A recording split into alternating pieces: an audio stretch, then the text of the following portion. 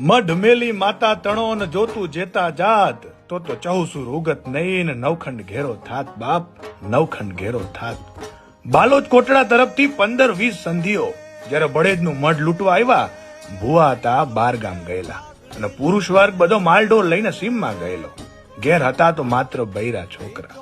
તેમણે રોકકડ ને બૂમાબૂમ કરવા માંડી, જે સાંભળીને જેતમલ પરમાર કાળી નાગણ જેવી તલવાર લઈને વેરીઓના ટોળા માથે તૂટ્યો. બાપ, લેજે મમ્માય કહેતો જાય, એક ઘા ને 2 કટકા કરતો જાય.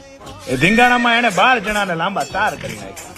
પણ છેલ્લા 3 સંધિઓ મરણિયા થઈ જેતમલ હાથા પર તૂટી પડ્યા અને એ ઠેકાણે એ મરદ મેરનું માથું નોખું કરી એ લોકો નાટી છૂટ્યા.